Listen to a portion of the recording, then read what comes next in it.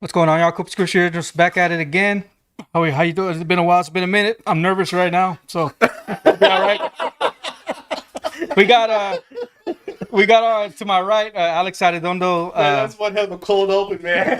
the Volo podcast, Alex Arredondo, and also El Vago Burger and Barbecue. Sure. Over here we got Anthony Diaz, host of the 50 States of Terror podcast, where they talk about cryptids. Over here to my left, Lito Cortez. Cortez comedy. I'm gonna coin that phrase, bro. Oh, I haven't even used that yet, so go for it. Excellent drummer. This guy's always in the pocket, man. You gotta get this guy some drumsticks. He's always in the pocket as a drummer. We were in a band earlier in our life, so it was pretty cool. What's going on, fellas? No, Chilling. another day, man. No, we're just having a crazy conversation before we went Yeah. live. Yeah. It's like- So y'all were talking about cryptids and supernatural and stuff like that? well, the paranormal, over his hometown. Like, good lord, dude. That's some scary shit. Do you have any cryptid named like on your menu?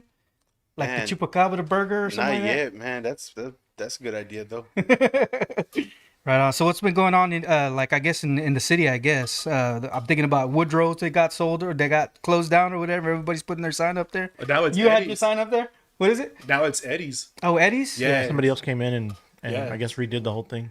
Oh, right on. Eddie's Tavern. I have no idea why it closed down, though. I've never been there before. Another sports bar? Yeah, I'm assuming so. It looks like a billiards. Oh. They got a bunch of pool tables in there now, Oh, right and a on. ton of dartboards. Which Yeah, Cool. Some I mean, people were it's- saying that it was bad business and they were rude and stuff. I don't know if it's true or not. You know, rumors get started in Corpus. Yeah, hell yeah. And I mean, then I heard, I think customer. Sorry, my bad. I mean, cut you Go off. ahead, bro.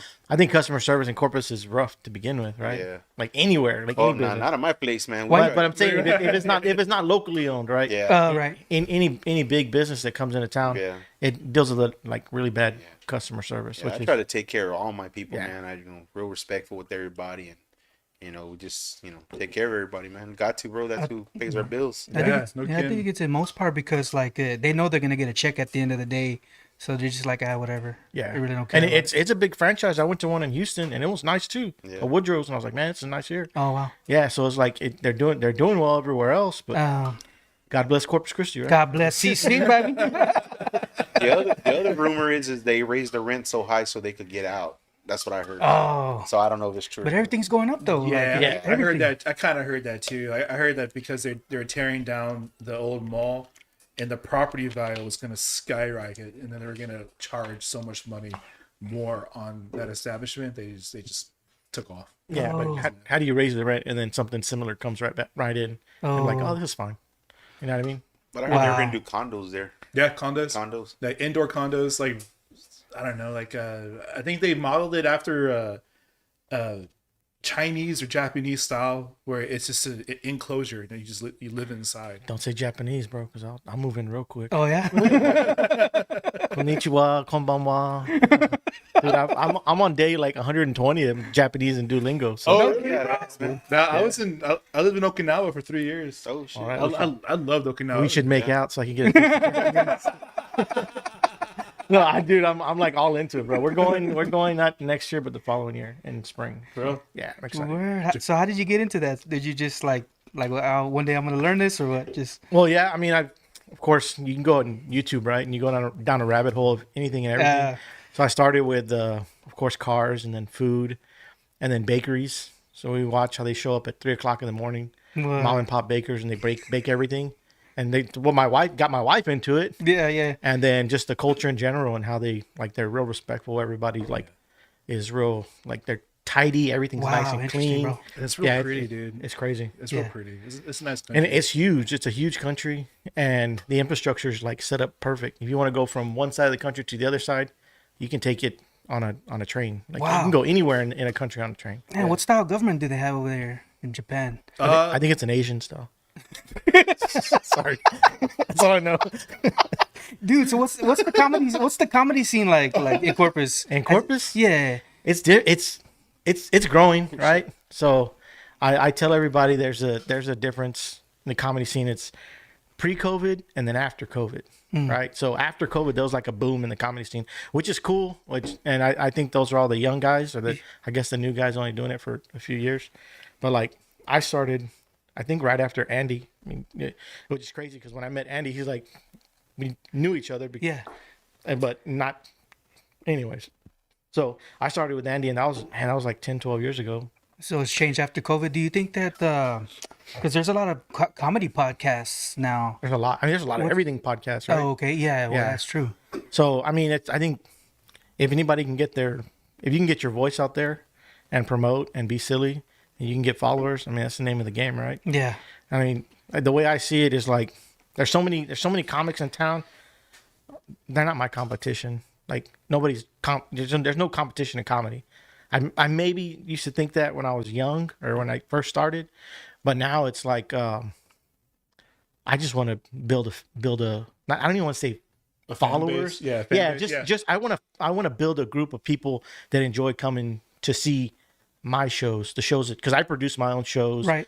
I host my own shows. And most of your stuff is clean comedy, isn't it? Yeah, I'm the only clean comic in town. Right. Sometimes it'll be like a Thursday night, and I'll let it rip and have a couple slip. And then and then ask for forgiveness afterwards, right?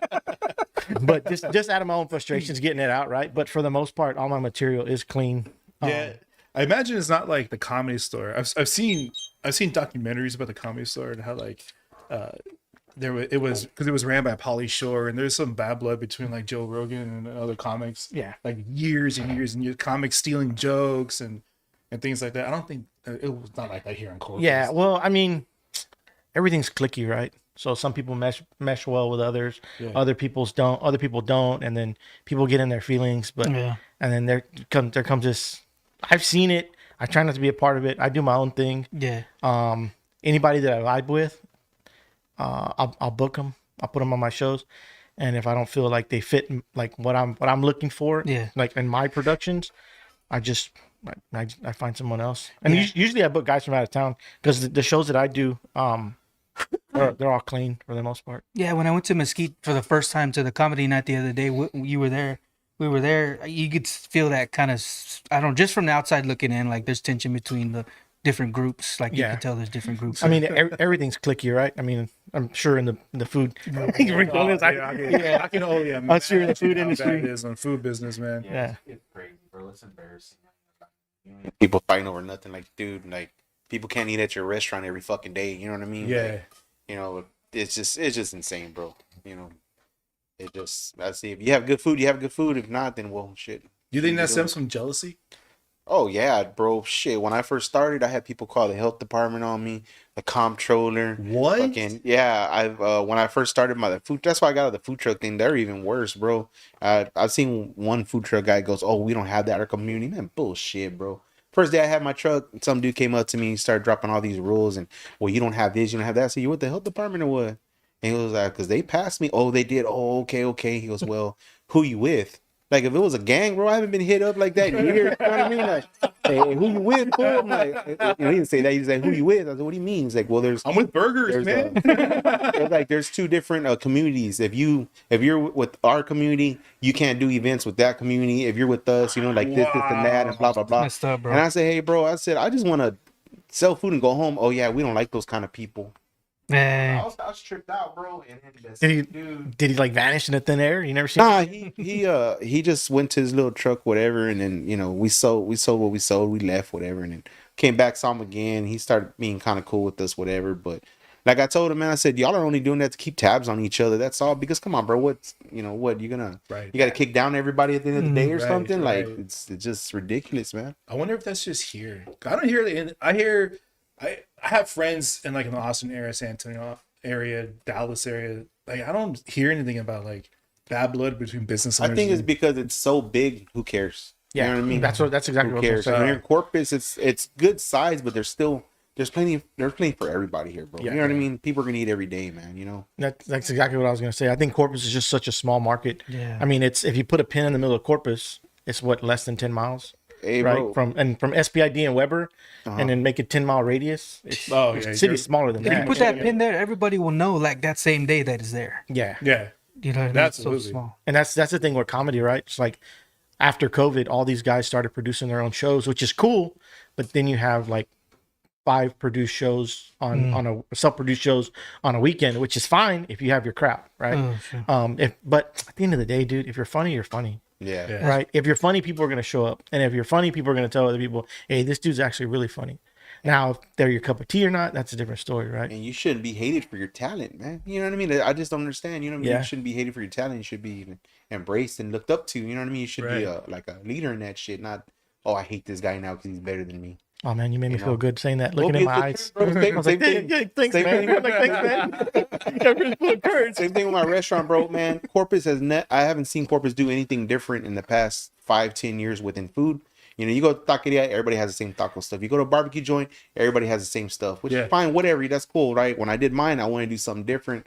So I came up with all these crazy combinations of food. Now I'm starting to see everybody starting to copy me and stuff. You know what I mean? Which I don't say nothing. Everybody says, oh, you should take it as flattery, but it's still kind of a little thorn in my side. Like, hey, like, what the fuck, fool? Like, why you gotta Stole bite my off idea, of me? bro. Yeah, you know what I mean? Like, why you gotta bite off of me for? Like, be creative, come up with your own, you know? Like what is that? What is that saying? Like mockery is the highest form of flattery or whatever. Yeah.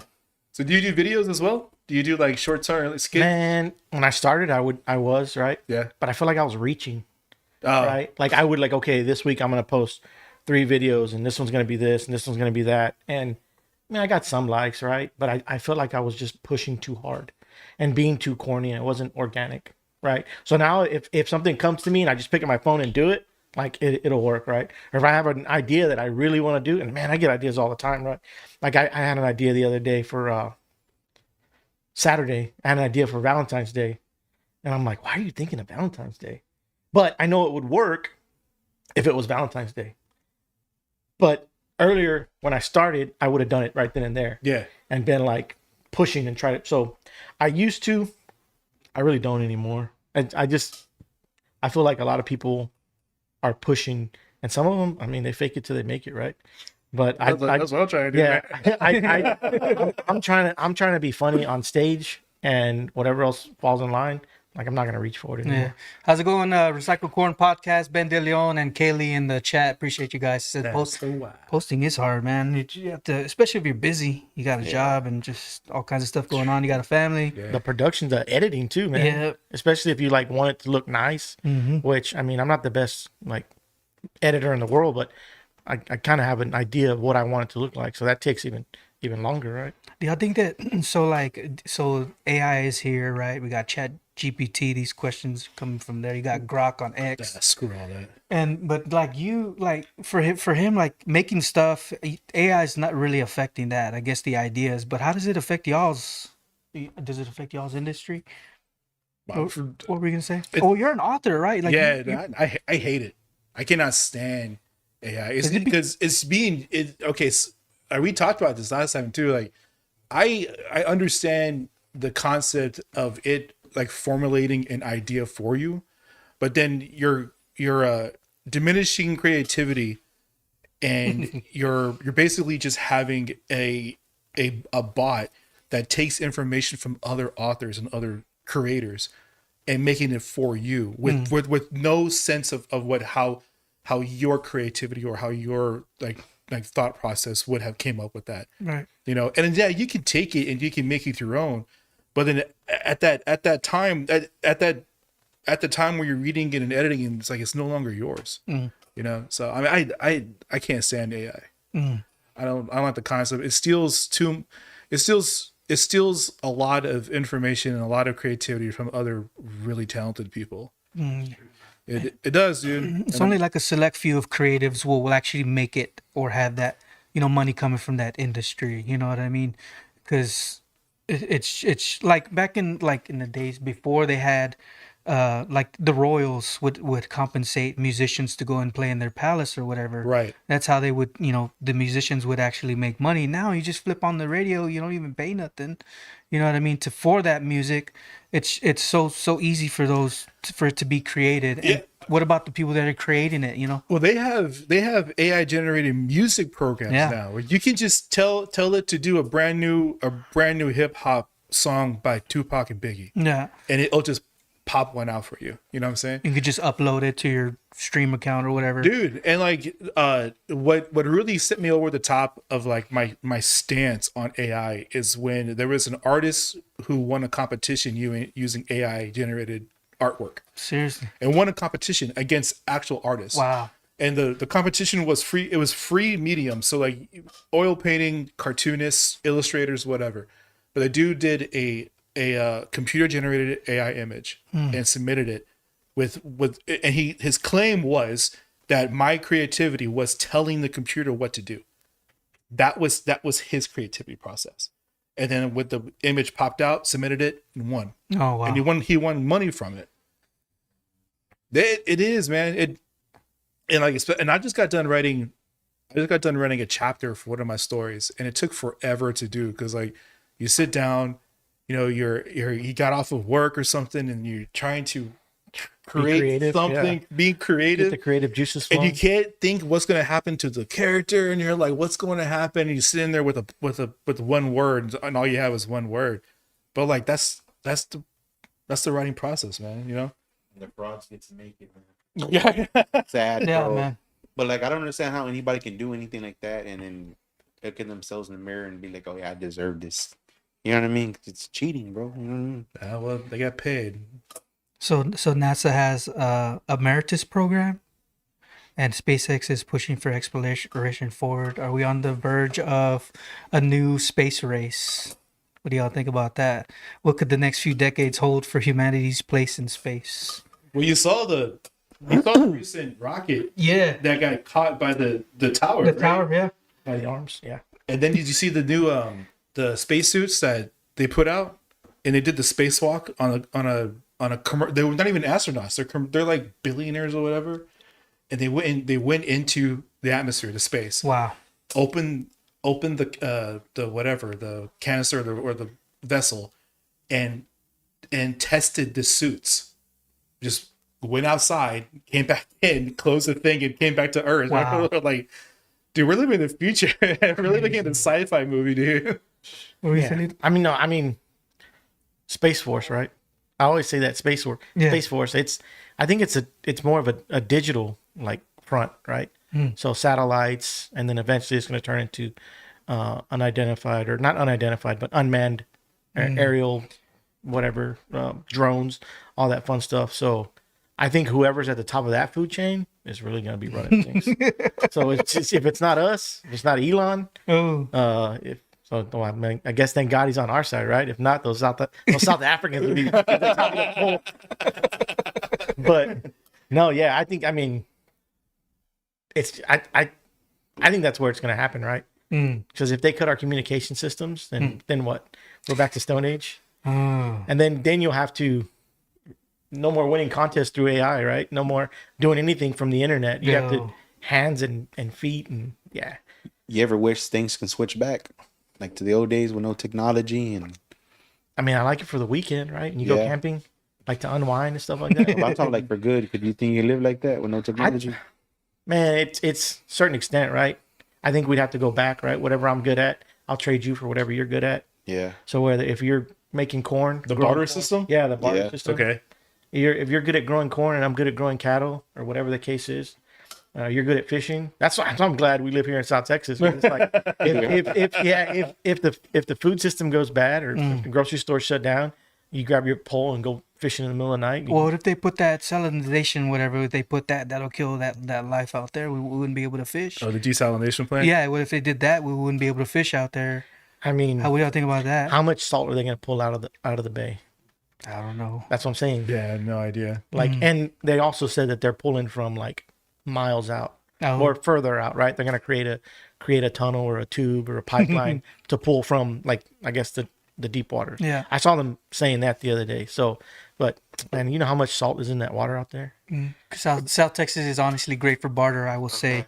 But you're talking about like no technology, he's right? talking No lights, no formula But electricity. just say just stuff like that. I'm talking about like you know, with the whole internet stuff and the Okay. whole all that, you know, like modern day with the cell phones and all that. Like, say we went back to like back in the days. You know what I mean? So like 1970. Yeah, say 1970. Okay. That's not that far. I have a Corvette still. Yeah, that makes me think about like books and the importance of like if so books would become important because that was a way to like learn stuff. Like say there wasn't technology, you know what I Yeah. mean? You read to learn stuff, like the Book of Eli. That's what I think about. You see, Yeah. y'all seen that movie where you know he takes the Bible to this island or whatever, and they have all this civilization kind of restored. I don't know. It just makes me think about the importance of like books and stuff like that. Yeah, but I don't mean I don't really don't. A lot of us don't have the knowledge, man. Like to learn how to live like without the technology that we have. I think we've become dependent on it. Yeah, that's why you get people who you know that that knows how to do something. Yeah.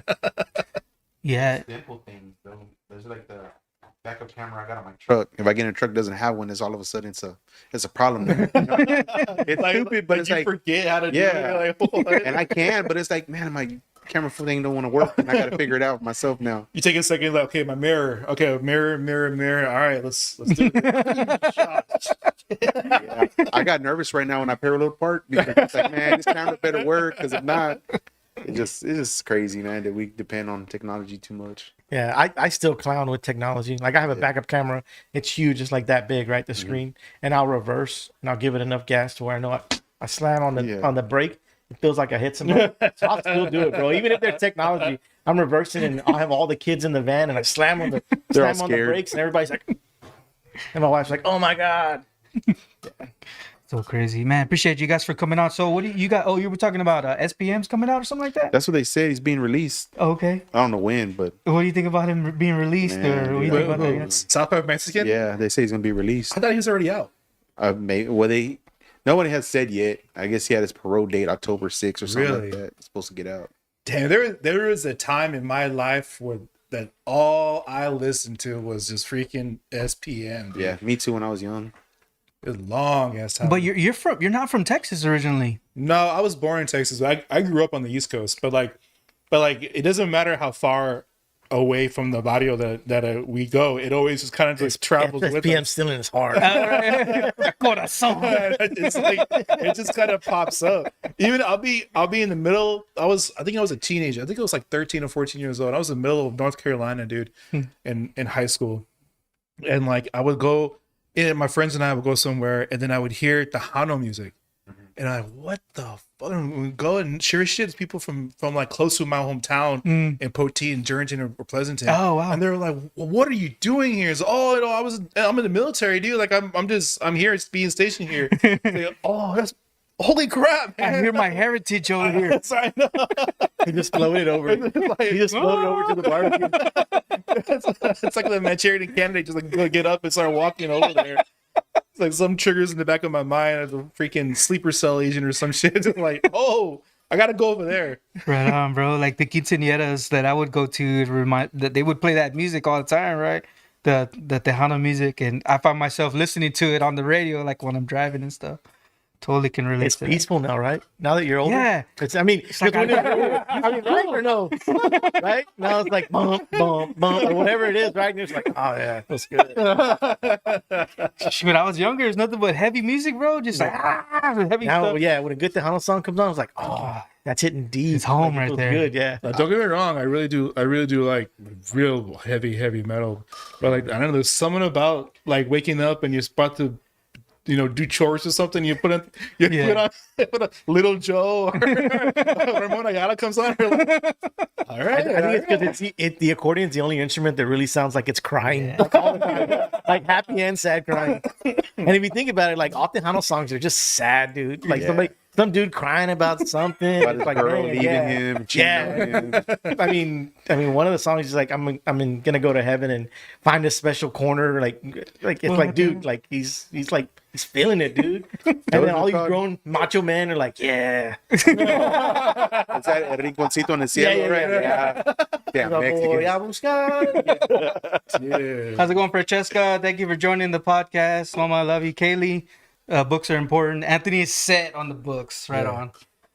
Yeah, so you have a RPG, roleplay, something going on? Yeah. If I could take a little time, I'm gonna promote my my convention that we're putting on in Austin, Texas. It's called T-Fest. It's a board game and TTRPG convention. It's one of its kind for centralized Texas, and for people who don't know, like all the nerds out there who go to like Gen Con and Gary Con, we're gonna have that here in Texas in Austin, and I'm one of the directors. We just signed Jeff D and Diesel, who are two prominent names in the art community, who's done art for Dungeons and Dragons since 1970s, I think. Wow. Yeah, they're on board. They're gonna have a table. They're gonna showcase their art. People are gonna be able to go there and buy pieces of original art from them. Yeah, it's super exciting, extremely stressful, but it's like I started playing these games back when I was a teenager, and I got into it again when I got out of the military, and I was trying to find a way to like battle like depression and shit like that. And games like this really helps because it keeps your mind active, Right on. you know, and it just spews creativity. And yeah, it's August of next year, 2025. And for more information, y'all can go to tfest.org. TFEST. Yep, tfest.org. Nice. Is there a certain game that you play, or is it like? I like Pathfinder, Dungeons and Dragons, Call of Cthulhu, which is a horror-based game. As far as board games, like Lords of Waterdeep is one of my favorite. Battlestar Galactica is another one of my favorites. Oh, that's a real thing. Yeah, hell yeah. Wow. Like large, complicated know rule that. sets, and that is just it's themed based. So like a lot of horror ones, like Dracula, Arkham Horror, Betrayal at Hill House. Great games, man. It's like it's not one of those games you think about when you're playing like Scrabble or Monopoly. This is like this is meant for like a session. You have 4 to 5 players, and you're doing like 3-hour games, and it's there, and you're diving into it with like just it could be lore, it could be like game designs. It's an amazing experience, and we're having all that in Austin next year. Oh, nice. It's actually in Pflugerville. It is, yeah, Pflugerville, yeah. I know that name because I broke down in Pflugerville one time. Where in the Pflugerville am I? It's hilarious as hell, man. You'll go like South Austin, then Pflugerville, and then North Austin. Like, Yeah. what the- Do you ever get like so deep in those games that you like dream about it? Okay, Wow, crazy. That's how a much. Good question. That's how much I'm a nerd, like in the writing side of it, the creativity side.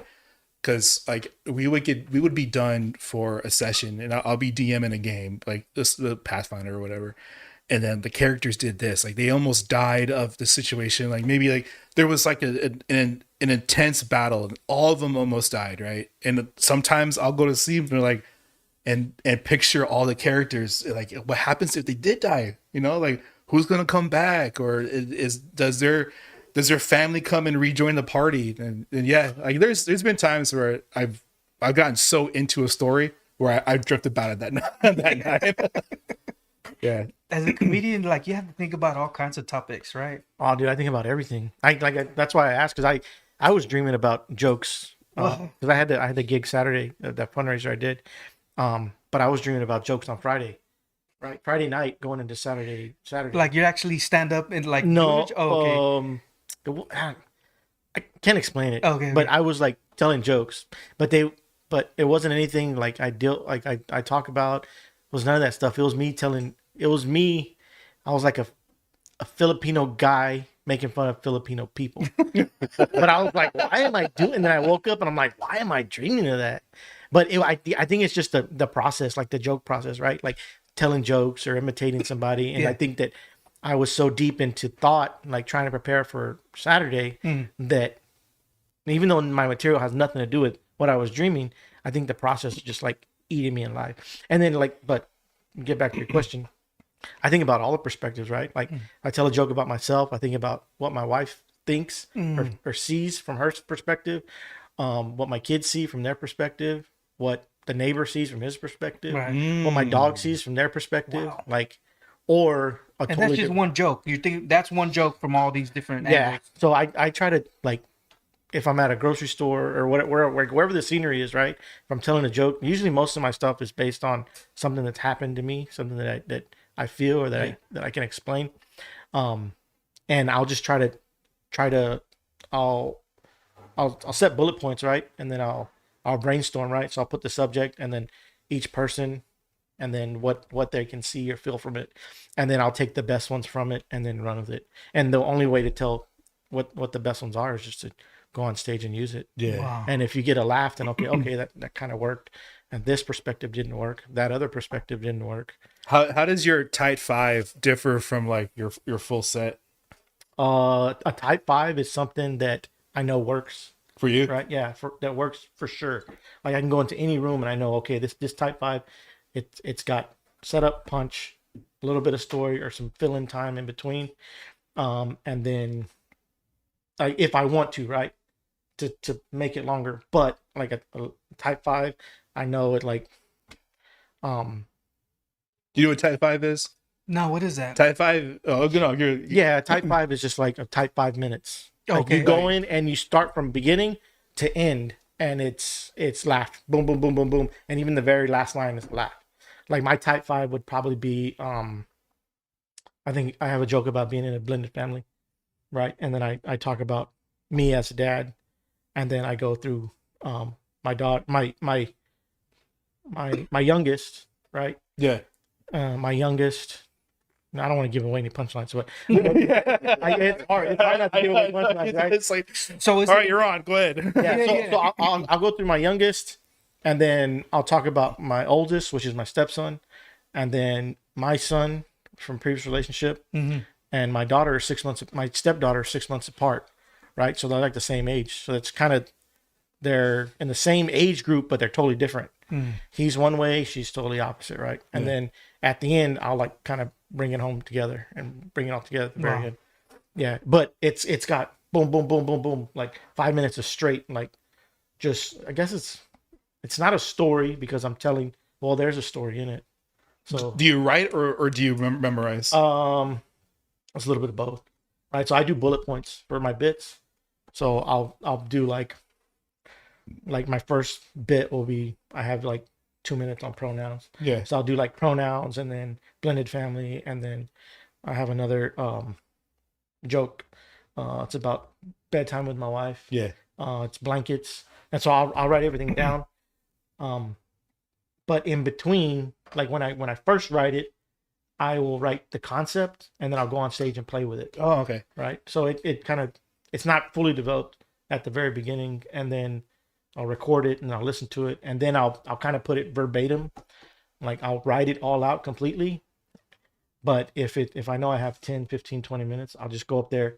I'll do the bit, but whatever gets a pop, like I'll lean into it, right? I'll hit the gas on that one spot, and then I'll jump back into the verbatim, right? Dude, comedy's hard.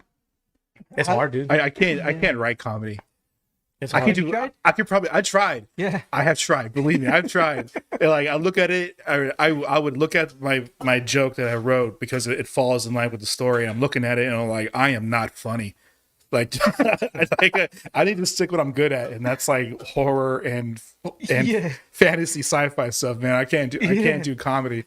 How did you know you wanted to do comedy? Like, did you know like okay, this is what I'm gonna start doing it, or I just said I'm gonna try it, and I tried it, and my first open mic, I did all right, and the other guys that have been there doing it for like 2-3 years, in my head I'm like, dude, they ate it. Like they ate it. Wow, Really? They ate a shit sandwich. Excuse my language, but that's what they ate. And like, they've been doing bad. it for longer than just they've been doing it for a couple years, and I'm like, man, I was like, oh man, I know I can do this, but then you get in your head, right? Then I see it with everybody that starts off, right? And they may not realize it now, or they may not realize it at all, but you'll start and you'll have this honeymoon phase of comedy.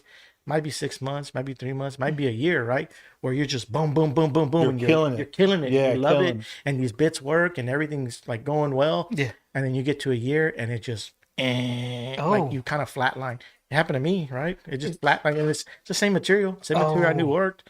It's just, I didn't love it anymore, right? That's like for me, I didn't love it anymore. And then I would get little laughs, but they weren't big laughs. But then I was also telling them like they weren't funny anymore to me, because it doesn't get funny anymore to you. Oh wow. But yeah, so I tried it. I fell in love.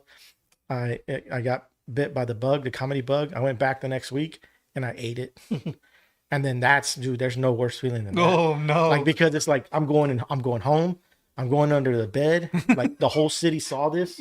Like I can't walk out in public. Yeah, but once you like that took me, dude, like a year to get over eating. Like not that one, but every time you'd eat it, like man, dude, that was rough. Man, that was rough. Every time it really hurt. And then after a year, I'm like, nobody saw it. Like just work on that material. Because I knew, right, as a clean comic, I have to go up and I have to do stuff that works, or I have to make it work. Because I could drop an F-bomb, or I could drop this or drop that, and everybody's going to laugh. But if I stay clean and try to stick to the material and the writing or the storyline or the premise and it hits, then like, okay, this is going to work. Wow. But you have to go up the next week and do the same 5 minutes. Yeah. And then cut the fat and then go up the next week. Oh. Back in the day before COVID, there was only one spot to do open mic. Oh, wow. Now they're doing open mic tonight. I think there's one tomorrow at Panacea. There's one Wednesday at Prohibition. There's Mesquite's open mic. And then I know there's a Sunday open mic. So now you can get up like 5 times a week. How do the Corpus Christi comics like deal with like satire, like regarding like political issues? Do they talk about stuff like locally? Have you ever touched that area? Or No, not or do you really. like avoid it or? No, I try to stick to what I know I'm good at because I don't want to waste time. Like if I feel like playing around, I'll go up and play around with something. But if I'm just having fun, then I'll go up and play around, right? Like I don't care. I'm just here. I need to get the wiggles out. I'm not gonna work on material. I'm just gonna poke on the crowd and because I'm quick, right? Like, Right. I mean, that's my only defense mechanism. I'm 5'1", so whenever somebody would come at me, I'd have to cut them down with words, dude. So I'm like, I'm quick. So if I need to, if I host, I can jab, do this, do that. But when it comes to like, I'm not serious about political comedy. I don't think anybody is in town. Like I do one joke, and that and it's just an icebreaker, right? Now I'll say it here, but I do like an inventory of the crowd. It's like, we got any ladies in the house? Let me make some noise. Of course, the ladies always go woo. They sound like sexual ghosts. Like, woo. And then the fellas are like, hey, we got any fellas in the house? So I'm doing roll call, right? And the fellas are always like, usually they bark, like oh, settle down, rapists. Because that's guys are like woo woo woo, like they all try to do something manly. And then I said, we got any Republicans in the house? And they go, Republicans get loud. I was like, we got any Democrats in the house? Let me see you put your what did I say? Let me see you put your voter's registration card in the air and wave them around like you just don't care. And I said, yeah. And I get a laugh, and then once it gets quiet, I say both of them, like both of your voter registration cards. Both of them. Yeah. And I do it just to get everybody's attention, right? And once you start calling people out, like everybody sits up and stands up, right? And I did that one time, and there's a lady there, and she's like, "That's a lie. It didn't happen." She starts yelling at me. And I'm like, chill out, miss. I only got 5 minutes. I'm like, chill out. And she's like, but it didn't happen. I was part of, I guess, the voting, whatever here. And she's like, that didn't happen. I'm like, I know. It's like, and then her boyfriend or her friend at the time, or the guy she was with, like leans over and he's like, dude, be quiet. Like he was just kidding. So like, yeah. Like I'm doing it to get a goof. Has right? a giant bottle of wine. That didn't happen. I only say it to get a goof, right? Yeah. Like I say a lot of things just to get a laugh. I don't mean them. Like I don't care, and I said it just to get a laugh, and it got a laugh. It gets a big laugh, right, in the whole room. And she came up to me afterward, and she's like, "Look, I just want to say sorry." I was like, "I don't care. Like I'm not serious." She'll shank you. Yeah. It's just a joke. And it's always the white lady. It's always, dude. And I told her, it's always you people. Karens. Yeah, it's like, it's always you white lady. And she was real sweet. She apologized. I'm like, hey, I just want to let you know, I'm not serious. Like, I don't care. I just wanted to get a laugh and get everybody's attention. She's gonna shank you with her Hillary Clinton Dude, letter opener. Yeah, she got. But it's just like some people, you just say words, like certain words, and man, dude, You can't really say nothing. no. Man. I mean, you can if you have that, and I had that. Sometimes I have that. I don't give a damn attitude, and so I went in, but it's a dumb line. It's a line that just gets people mad and makes people laugh. What was that? That voter registration card. So it just makes people laugh, or it makes people mad, and It does. It's like it does the job. Like at a committee. That's what you're there for. It touches the subject. So, but that's like the only political thing I do. Other than that, I just complain about my life and my kids and the prices of groceries. On behalf of white women, I'm sorry. No need to apologize. All right. That's Katie. That's funny. That's my wife. Wow. Yeah. So would you consider hosting a comedy night at your place? Well, yours is outdoors. I right? have. You have, right? Oh yeah, Yeah. he had Wow, you had look Mario Yeah, there, right? Mario Salazar. He's a good friend of mine, man. He said, "Hey, man, let me do a for your grand opening, whatever. I'll go out there Yeah. and stuff." And he did. He came down and did it. Yeah, We had a good time, man. We had Mario's good a time. madman, dude. Yeah, Wow. he's actually really, really, really good, man. Yeah, Yeah, he's that's awesome. gotten a lot of popularity the last few years with his he does like commentary on fights. Oh, Yeah, that's just Oh, fucking no hilarious, kidding. man. yeah. Oh, Wow. really? Yeah, he Yeah. does like hood commentary on. Like, if you see a fight on Facebook that's got like millions of views, Wait, I he'll think do I've it. seen him. Yeah, you probably have, dude. Wow. Yeah, he's gotten some. Even Rogan shared one of his commentaries. Oh, no kidding. Really? It was so funny that Rogan shared it. It was like, Yo, damn. Yeah, Mario's a good dude, man. We keep in contact. I talk to him at least once a month. I send him a text, "Hey, man, you doing good?" Or he'll send me a text, "Hey, you doing good?" You know, yeah. We might do a 2nd-year anniversary of him coming down and doing it out there. Oh, again. yeah. Yeah. Was it a good turnout? Yeah, man, we had quite a bit of people come out there, man. Yeah. Wow. Yeah, you're talking about. Do you think people should have an ID to vote? I mean, it's like it's happening like in California where you don't need an ID to vote. Well, you need an ID to check out a book at the library. That's what I'm saying, bro. Like what? Like this is kind of weird. I mean, I think you kind of have to, right? Yeah. I mean, I get. to show that you're a citizen. I know. I get my voter registration to my house, but like, do I show my ID when I vote? I think no, I do. You do. I did last time. Yeah, I you're went, supposed like, to. You're supposed to like, hey, this is me. Here it is. This is me. Yeah, I'm voting. I wouldn't even know, dude. I lost my right to vote.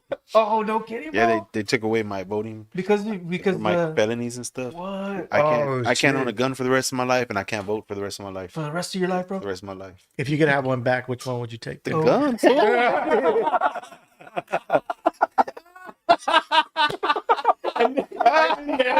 I knew the answer. I just wanted to see his face. Shit. I can't defend myself with a card. What the fuck, dude? Think I'm Gambit or what? I will protect my family with this vote. Yeah. I told my wife, and she makes fun of me about it. I tell her, you know what? If Trump becomes president, I'll write that fool a letter once a week to pardon me, man.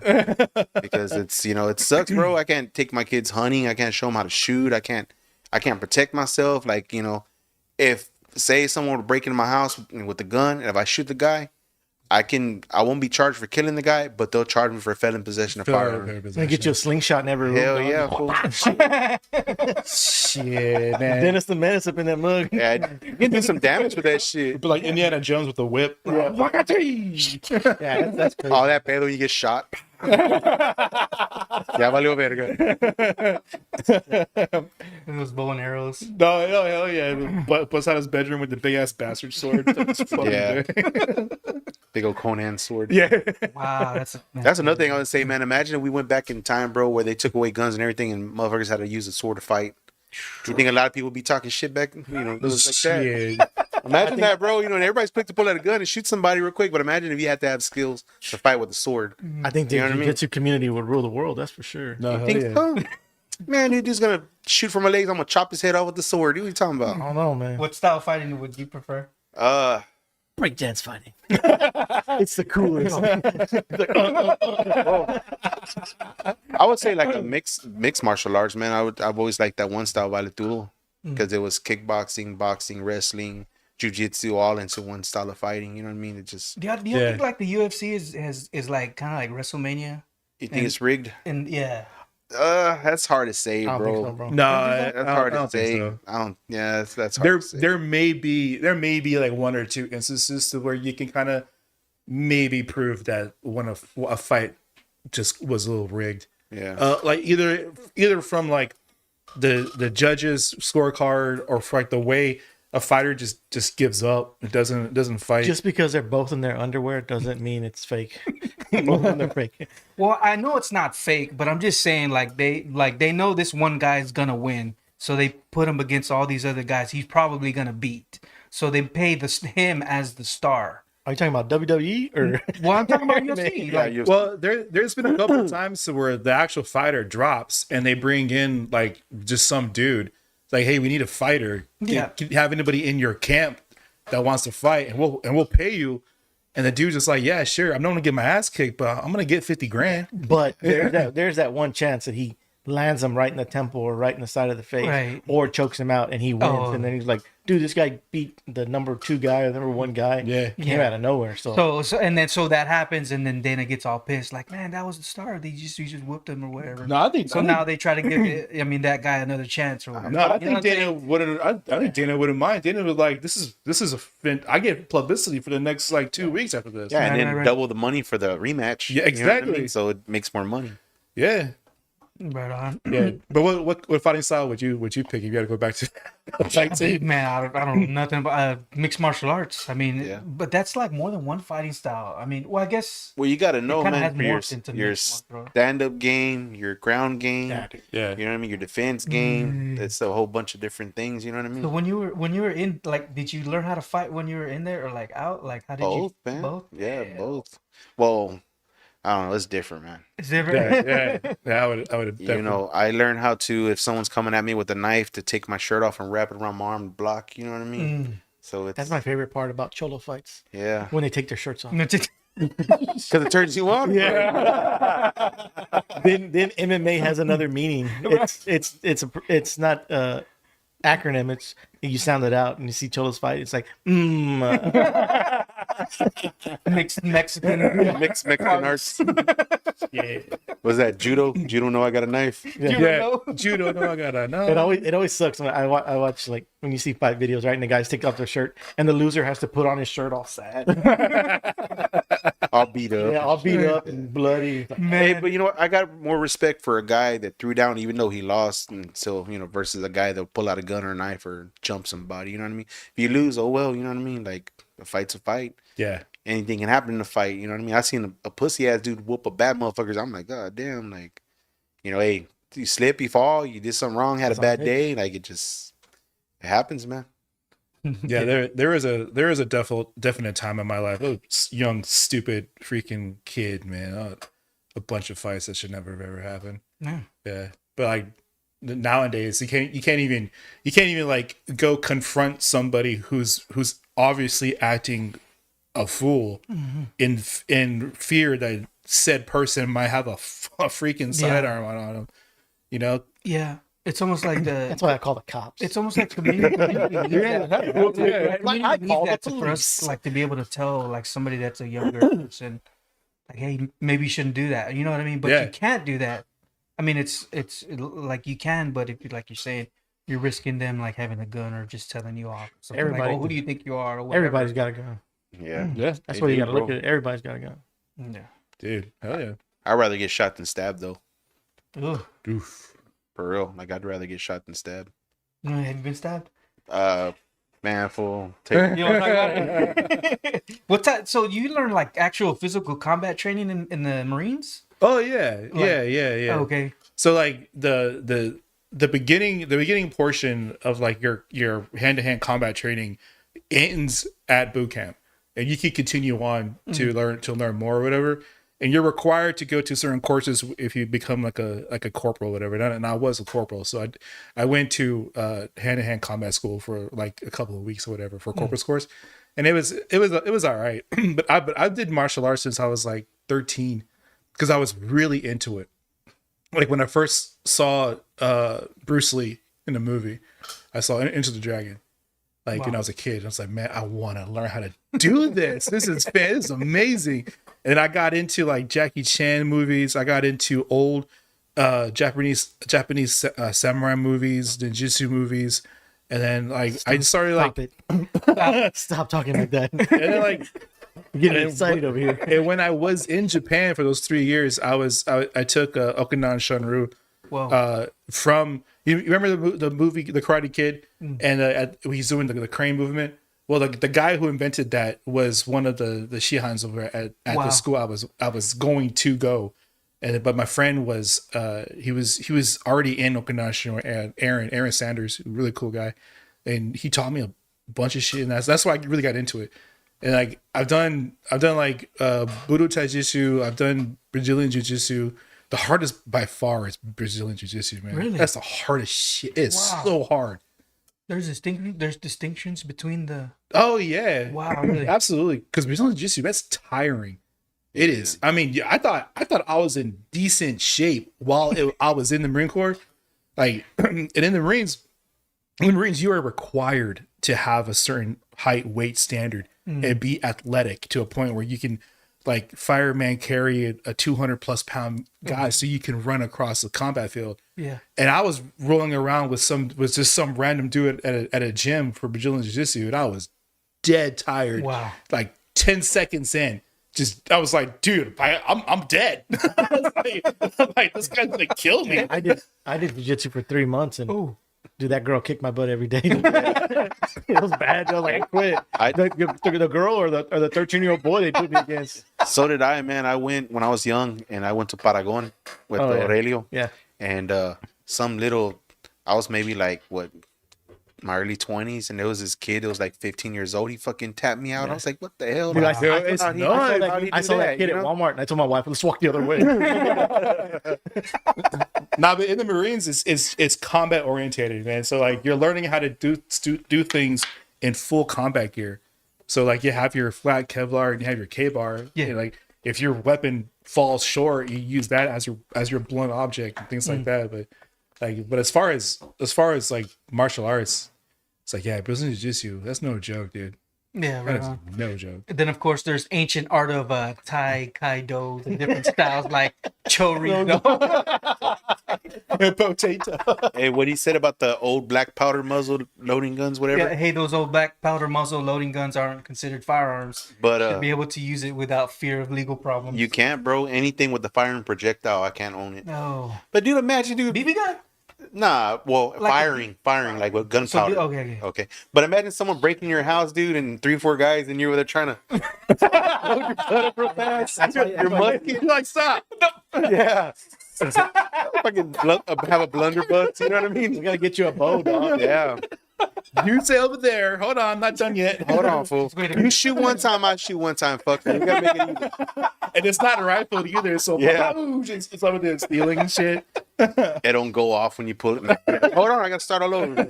Shit. Redo. Yeah. Nah, dude, that's when you start doing repeating crossbows in your house. Yeah. Just Have like 10 of them set around the house. You can run, grab one. yeah. Just get that Nerf gun like American Gladiator. Just Hey, have you ever watched the documentary on that? yeah, that's wild. Dude, it's crazy, man. it's Poor wild. people, man. They went through a lot of Yeah. shit, man. Like Just for- physically? Like, Yeah. really? Yeah, really? just for our 10-year-old entertainment. We were like, Yeah. dude.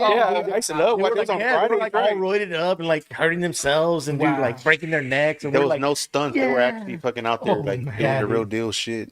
it was- 10-year-old. yeah, 10-year-old was like, turbo. It was Nitro. Yeah, turbo. Blaze. Blaze. Blaze. They look like the characters from you ever seen a Dodgeball? That Yeah. Oh, what was his name? Ben Stiller's crew. Yeah. Yeah. what was that woman's name? There was one that I forgot her name.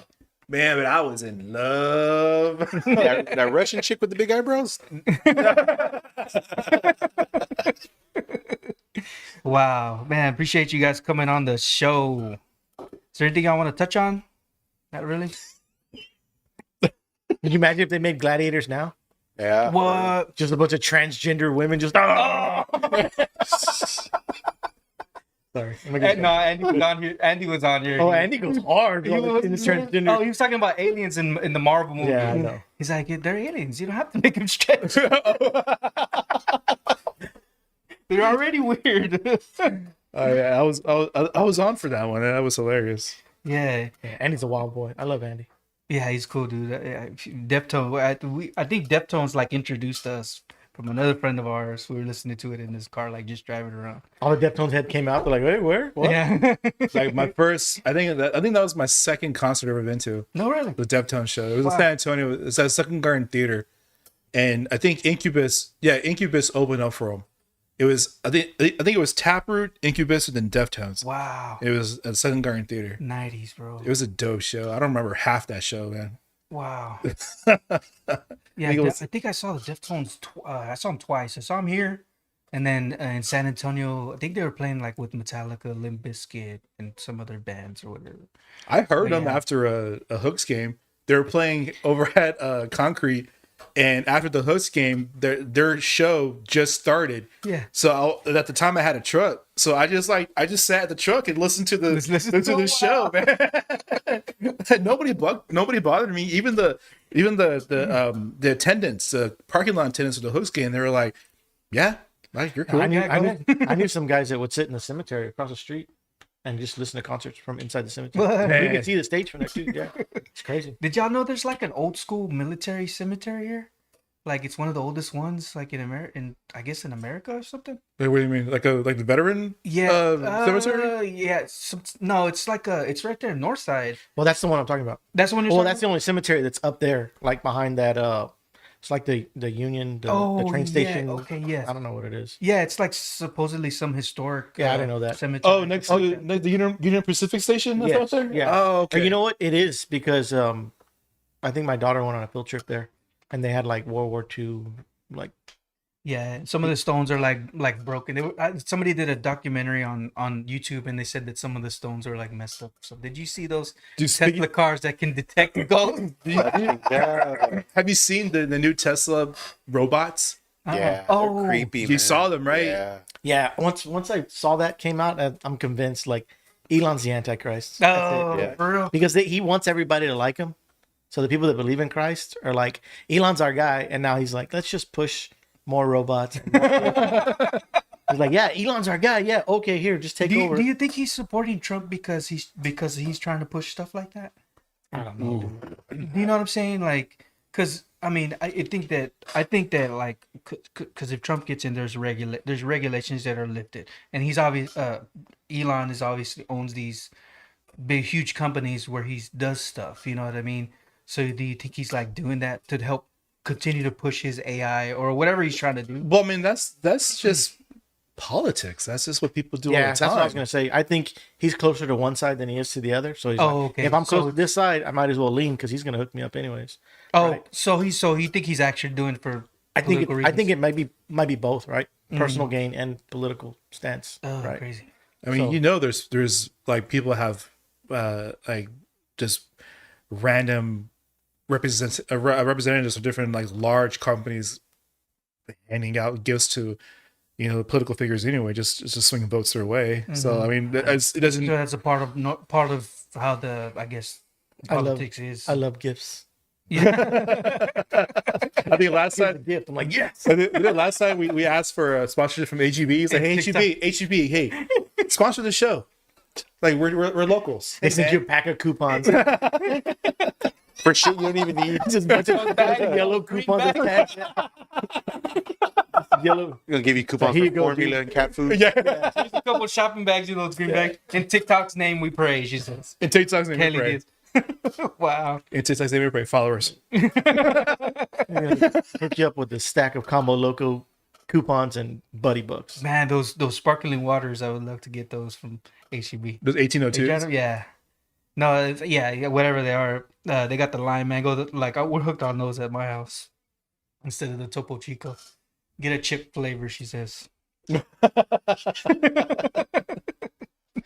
Coupons to the Mexican restaurant aisle or the Mexican seasoning aisle. Yeah. Dude, that's one hard thing to get when you're being a creator is getting sponsorships. Yeah. It is so hard. Like doing the convention and you're writing to different companies and you're like, hey, we want to put this thing on, support us, and you fill out these forms and you write emails and you cold call companies like big people in the gaming industry and trying to get them on board, and then just super hard to get sponsors. And our shows like this, man, I would love to have a big name just like. We have to show them numbers, don't you? Like you have to have like this is how many viewers or listeners that listen every month or every week. Yeah. And like kind of like package it and like this is who will listen to your show, your whatever. You were a sponsor on my show, right? Yeah. Do you think like you got customers from that? I mean, I really don't get that many viewers, I don't think, but I don't know. I never asked nobody. Have you Have you checked I'm about to say, have you checked your numbers, dude? You're like, Because I mean, I had a podcast for like 6 months, right? And I could see the numbers and the fact that I had like 2,000 listens, and they were coming in from all over the world. I'm like, what in the world? Like Germany, Italy. Yeah. I mean, there were a handful, but it was still like, holy smokes. Yeah, I average about like 90 to 100 listens per episode release, and like only 3 of them are from Corpus, and the majority are from like Italy or Germany or Australia, Canada. Or like I don't know how it pushes their algorithm to listen to the show. Yeah. But it's just there. I'm pretty sure if we can get numbers up to Corpus, man, I'm pretty sure people are knocking on our doors. But Yeah. it's pretty hard. And your podcast is relatively new, right? Yeah. The Volo podcast. Yeah, we've really been doing it probably about a month and a half, maybe a month. And you interview like I guess people that were in prison before, Anything that has to do with the bad life, man. Anybody that's struggled, like we had a guy that did 13 years, he got out, and he did 8 of them in SEG, and another guy, he gave his life to God, and he was in a very, very bad path, and just different life stories, stuff that really does happen, man. I had a guy recently on there. He did 32 years in state prisons in California. Damn. Yeah, dude, like he was some hardcore shit, man. He's been through a lot in his life. Now he's he got pardoned. He's out. He lives here in Corpus, and he's writing a book and stuff. He's a real cool guy, man. Real good guy. And Wow. it's just about people just been through bad lives. I have a correction officer coming in. He's gonna come masked up. He don't want nobody to see his identity, whatever, and he's gonna talk about stuff it's gonna be on both sides, bro. You know what I mean? Yeah. It's gonna be like I got a police officer coming in. I got a retired FBI agent's gonna come in. Okay, bro. Yeah, I got another guy. I'm hoping to get him on. I'm not gonna say his name, but he just got exonerated. He did 25 years for murder he didn't even do. Damn. Yeah, and dude, what they gave him, like to compensate him, it wasn't shit, bro. Is he suing? Is he doing any of that? He already did, bro. He didn't hardly get shit out of it, man. You know what I mean? Wow. And but down 25 years for murder he didn't do, and it was falsified evidence that they had turned in. How did and he? shit. And How did he prove his innocence? I have no idea. We didn't get that I far. guess you're gonna talk. About Yeah, but he has to get permission first. He's talking with CBS and them and all them because they're gonna do a book and possibly a movie about what happened and stuff, like a documentary movie or some shit like that. CBS. Yeah, so he doesn't know if he can talk about it yet. If they're gonna allow him to, he's gonna find out this weekend and get with me. I'm trying to get him in next Monday. Is it video or is it just audio? It's here. Oh, it's here. Yeah, it's here. Dude. Yeah, Awesome, bro. here. He's gonna be on sitting, YouTube right? and Facebook. Yeah. That's dope, man. Hell yeah. Yeah, we've got a lot of good positive response from that. We get a lot of viewers and stuff because it's it's shit that goes on in that life, and a lot of people Yeah. They're into that. Man, I hope you make it big, dude. Yeah, I hope you make See it what big happens, because that's hard. That's badass. That's hard. One is it's really difficult to put like your face and your voice out like that. Yeah. And then number 2, like this isn't like Austin or LA or Dallas, big old city where you can start a show and then somebody can look at it and then want to like further produce it or give you money to do what you want to do. Dude, I've had people already offer all kinds of stuff, and I haven't taken nothing yet because like, hold on, man, let me grow it a little bit bigger. I had people already offer me money. I've had guys that make commercials for me without even me asking for it. They made some pretty good commercials for it, whatever, and like it's crazy, bro. I had people come to my restaurant, talk to me about it, talking about making it into something bigger and all that, and I'm kind of like, I don't know, man. Hold on, let me get a better feel of this. What I'm doing, I'm new to this, you know what I mean? But it's picking up pretty good, man. That's awesome. How long you been doing it? Probably about like a month, but I have maybe like 7, 8 episodes in already. Really? What's it called? The Volo. The Volo? Yeah, it's like the kickback spot. Yeah. All right. I'll definitely support you, man. I'll definitely support you. Yeah. There's a lane for everything. That's what I tell everybody. Man, just find your lane, stick in it. Yeah. If it's good, people will come.